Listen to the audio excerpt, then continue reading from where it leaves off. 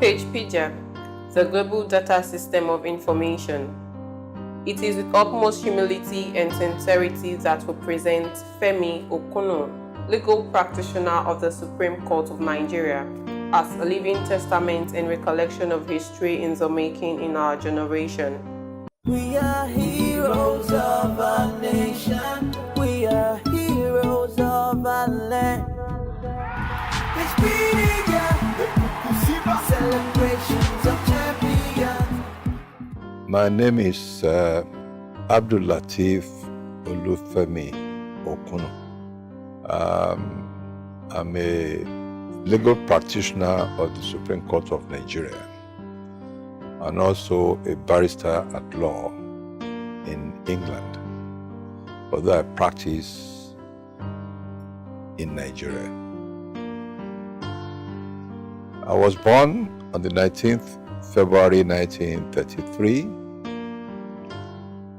and attended Anzaruddin Primary School, Alakoro, from 38 to 47, from kindergarten, and from there in 48 I entered King's College, Lagos. I left King's College in 1953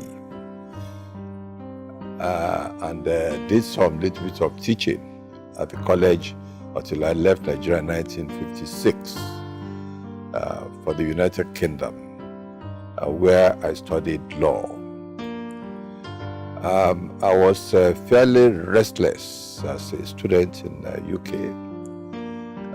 taking part in all sorts of activities, political activities, pertaining to Nigerian students and Nigerian residents in the UK.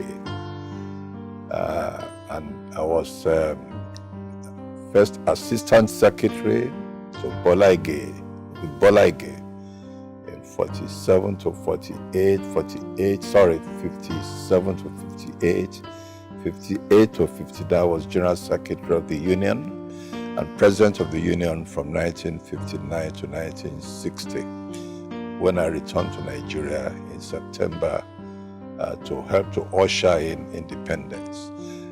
In England, I was not only active on the Nigerian scene, but also on the African scene. I was the General Secretary of a Committee of African Organizations. I was prominent in WASU, that's the West African Students' Union. And returned to Nigeria, I was very active indeed. I founded the Nigerian Youth Congress, which was very active, the Nigerian scene in the 60s. While I was practicing my law, I was also, as I've said just now, very active politically, not on any party platform, but as an activist.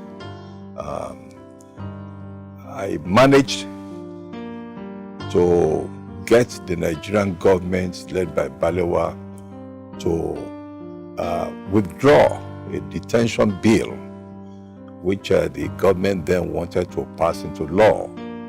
I spoke against it on Radio Nigeria, and that was the end of the bill. I also championed from London the cause of apartheid, anti-apartheid movement. Was very active in my later days in London, and I brought it back here, and I wrote a pamphlet, No Base, No Pact.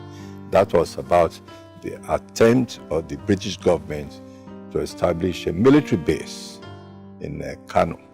I practiced law in the early 60s, the firm of Fanikaudia and Shua Memo, and when I was invited to join the federal government on the eve of the Civil War, I thought to fight the cause of one Nigeria was worth my life. And I was invited to be, and I accepted to join the government as the Federal Commissioner for Works and Housing in May 1967. The 27th May, that was the day the Civil War broke out. I was in the ministry till the end of the war and beyond. I left the ministry and I left the government on the 31st December 1974. I managed to do something on the Nigerian scene. I introduced the changeover from left to right-hand traffic. I increased the federal road system, the highways, from about 7,000 miles to almost 21,000 miles of federal roads in the country. And when I left in 1974, most of these roads were undergoing or had undergone construction. Most of them, construction had been completed before I left in December 1974. Some, at that time, construction was going on, and some others, the construction plans were in the pipeline, and the construction commenced. In effect, I'm proud to say that the road work, the network you have in Nigeria, I did play some part. I met two north-south highways. That's in Lagos to Ibadan, to Jeba, to Kaduna, to Kano. And the second one which I met was the Port Harcourt to Enugu, or Turupo, to Makudi, to Jos, to the rest of the north. When I left, I had put up two other north-south roads. That's Warri, Benin, Cotton Karifi, to what is now known as Abuja, straight on to Kaduna and so on. And I also left a new north-south road, Calabar, Yola, Maiduguri, to Bama. Well, in the ministry, apart from the network of roads, I turned the Nigerian Building Society into what is now Federal Mortgage Bank. That was one major achievement of mine. In the field of surveying, which was part of my area of activity, I established not only the Nigeria Dahomey, which is now Republic of Benin, boundary, without any dispute whatsoever. I established that with my counterpart in the Republic of Dahomey at that time, now Benin Republic, and ratified by the federal government of Nigeria. And I'm happy that there's been peace on the boundary between us and Dahomey, or Republic of Niger, unlike the boundary between Nigeria and the Cameroons.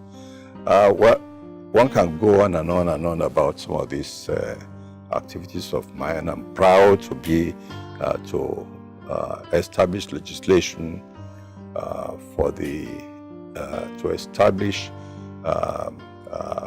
registration councils for management, effective management of some professions, architecture, engineering, that's current, land surveying up to a point, building industry, that's building. I was fortunate to be in the government to carry out some of these tasks of establishing registration councils for these various professions. I was dragged into activities of managing the Civil War in the area of peace talks. My functions were confined not only to my ministry, but the then head of state, General Yakubu Gawan, brought me in as second in command to managing the peace talks between Nigeria and the then rebel region, the Republic of Biafra. I played my role for Nigeria in bringing the civil war to an end. Everyone is born for a purpose. Femi Okunnu reveals his life's purpose.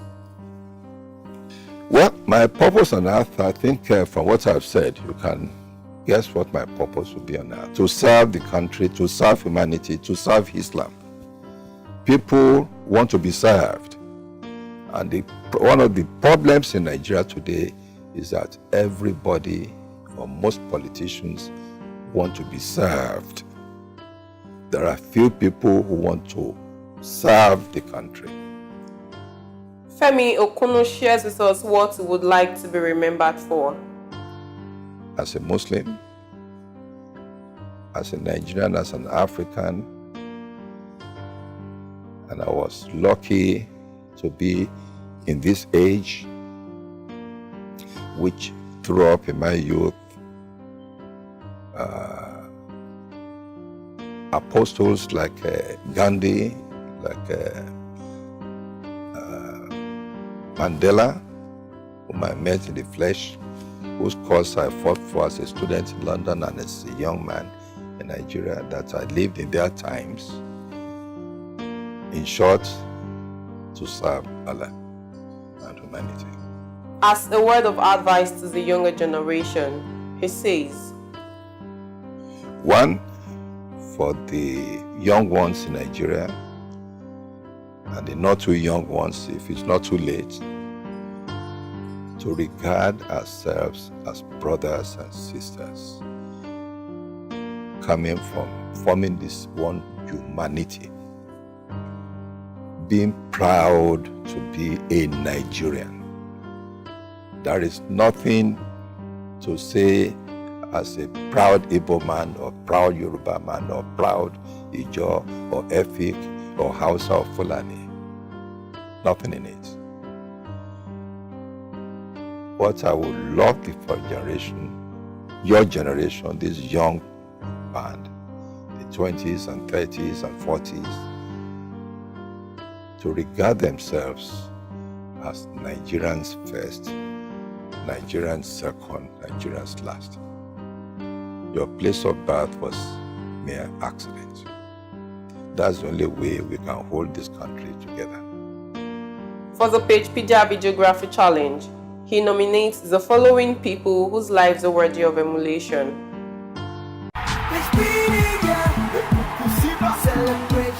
So think about this request and let you have one or two names. This information is accurate as of 17th October 2016 and does not reflect subsequent edits. This recording is distributed under the terms of pagepedia.com.